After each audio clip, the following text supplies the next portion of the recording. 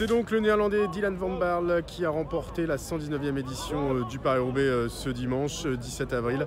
Le néerlandais de 29 ans qui est arrivé en solitaire sur le vélodrome, qui a quasiment réalisé la course parfaite. Les grands favoris, Mathieu Van Der Poel et Wout van Aert, n'auront rien pu faire. Van Aert aura quand même terminé deuxième, mais à 1 minute 49 secondes du néerlandais qui remporte là son premier grand succès d'envergure dans sa carrière. Il avait fait deuxième du Tour des Flandres il y a 15 jours, mais aujourd'hui clairement à Roubaix c'était le plus fort. Il était aérien sur les pavés, il a terminé seul sur les 25 derniers kilomètres. Personne n'a pu le rattraper, il a fait de grosses différences et eh bien ce soir évidemment Van Baarle est heureux comme un gosse. Il a remporté l'une des plus belles courses qui existent dans les classiques, son premier monument.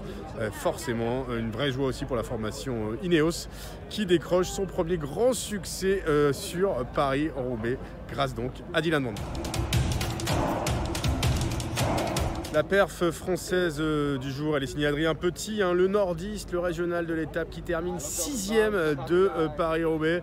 C'est tout simplement son meilleur classement dans l'arène des classiques, dans la course qu'il préfère, et pourtant Petit se remettait simplement d'une grippe qu'il avait attrapée il y a 10 jours. Ça l'avait amoindri au Tour des Flandres, mais aujourd'hui à Roubaix ça ne s'est pas vu. Il a toujours été dans les bons coups, il n'a pas pu suivre les meilleurs sur la fin, mais il est resté au contact quasiment tout le temps.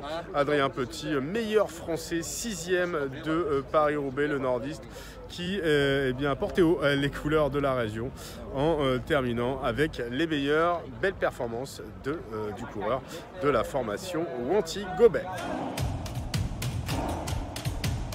45,8 km/h, c'est tout simplement la moyenne à laquelle les coureurs ont disputé ce 119e Paris-Roubaix. C'est tout simplement le record de l'épreuve, le record de vitesse. Ça s'est allé très vite aujourd'hui avec des conditions parfaites, un temps idéal, temps sec, vent de dos. Les coureurs se sont littéralement envolés sur les pavés dans une ambiance magnifique. On avait plus vu depuis 2019 et la dernière édition avant le Covid. Il y a 6 mois, c'était une édition dantesque avec du vent, de la pluie, de la boue.